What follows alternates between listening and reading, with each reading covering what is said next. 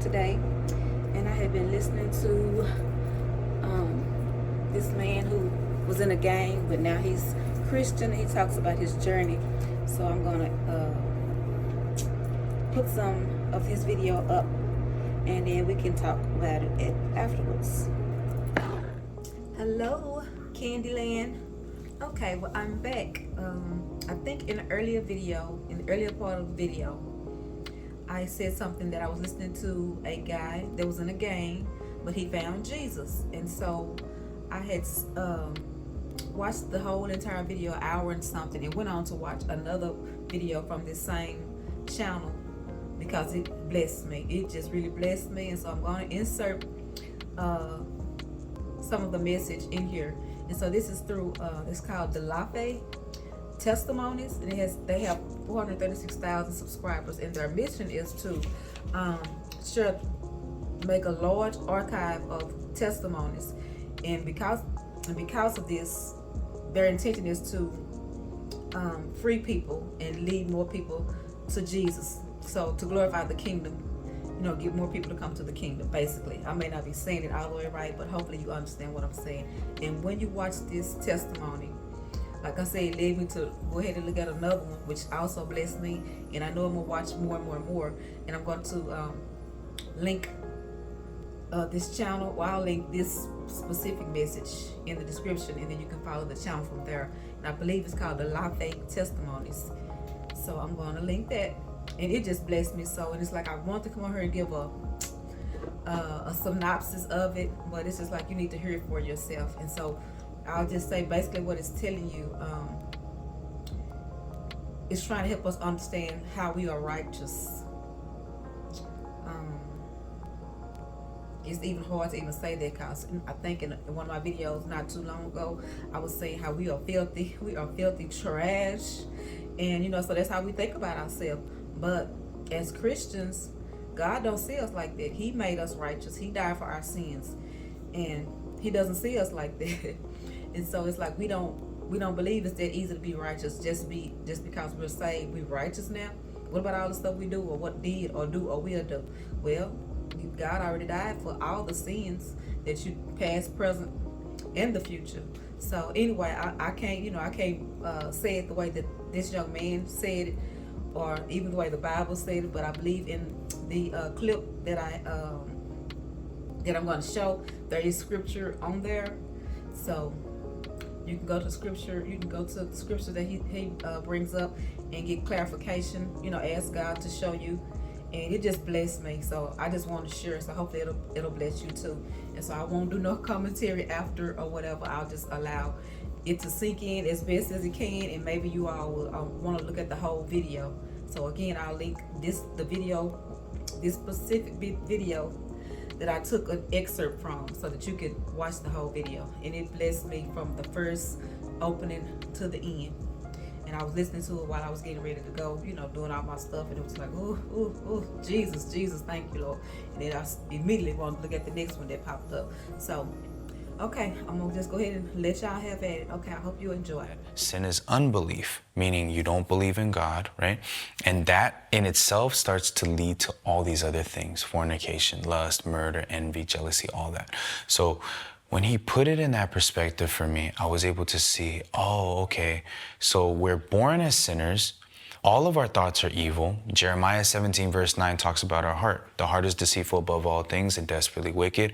Who can know it? He started to explain that part. So now he's talking about our heart, which is, what is our heart? He says it's deceitful above all things. So deceitful means it's the biggest liar, right? And it says above all things, meaning it's the biggest liar, right? And then it says desperately wicked. And then he says, who can know it? When someone says, who knows? What does that mean? Nobody knows. Nobody thinks that their heart is deceitful above all things, desperately wicked and all that, right? He says that's why people follow their heart. But Johnny, what I want you to understand is when you follow your heart and you do whatever you think and seems fit, This is the result and the byproduct of why you live your life in emptiness. You are an imperfect person trying to live perfectly, and that's why you continuously fall short, and that's what's producing the emptiness inside of your heart. At that time, I felt an inkling of hope inside of my heart because no one had ever explained this to me. They've never explained to me that I was essentially missing the whole point, and like self-medicating and all that was in vain. If like he gave me the anecdote basically, and he proceeds to then talk about Jesus Christ. Do you know who Jesus is? I said, of course, he's the guy who hangs on the cross. And do you know what he did though? And I said, yeah, he died for our sins, right? And he said, exactly. But he died for all of your sins. Do you know that? And I'm like, all of my sins? So past and present, I get it, but what about future? Don't I have to follow him? And he goes, no, future sins as well. And I said, show me like where it says in the Bible, right? So he talks about it in John chapter 1, verse 29, right? It states that, behold, the Lamb of God, which takes away the sin of the world. So he asked me, where are your sins, Johnny? Are they do you sin in heaven? Do you sin even in hell? Like all your sins are in the world, right? And I said, right.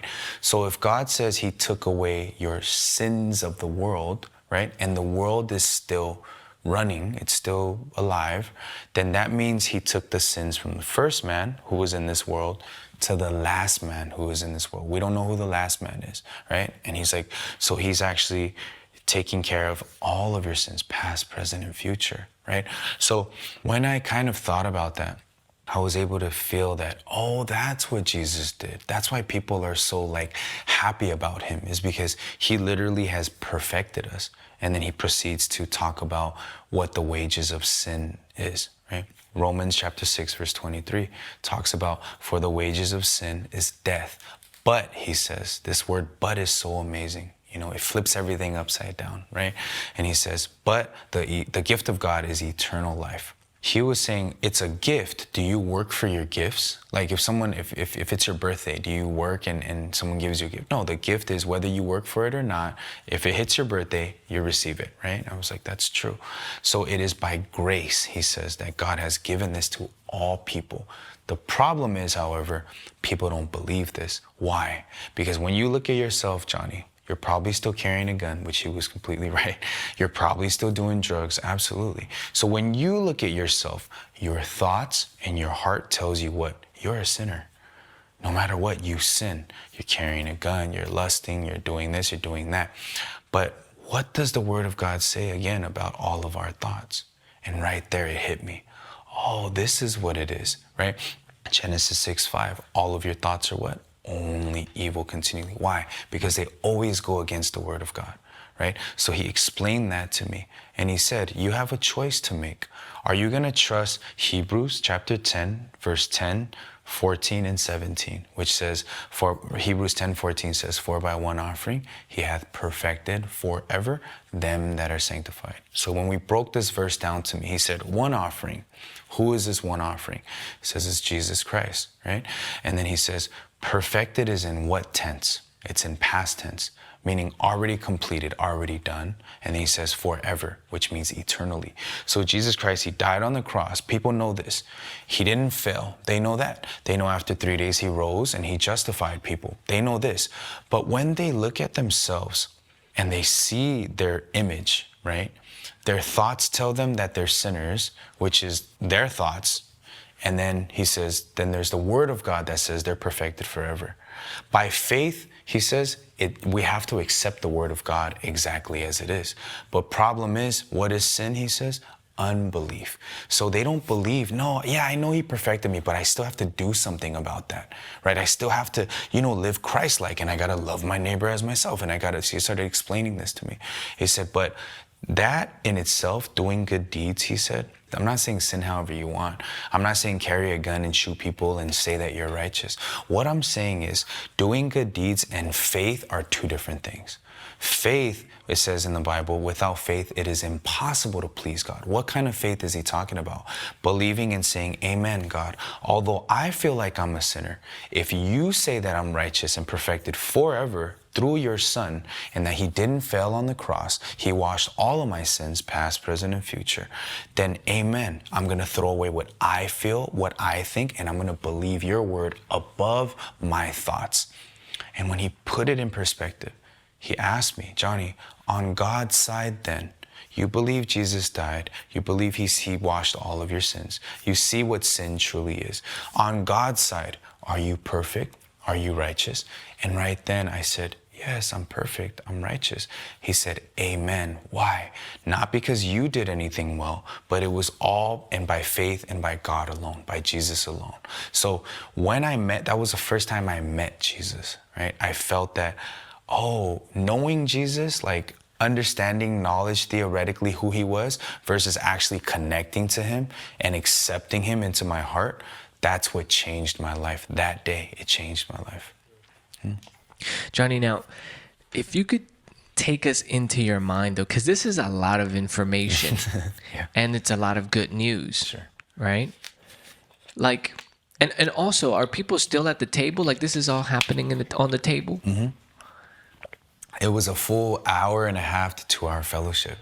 Wow. I was just sitting there captivated. Yeah. So as once he shares this with you, you obviously said you felt a little bit of hope, right? Like you were seeing that light. Yes.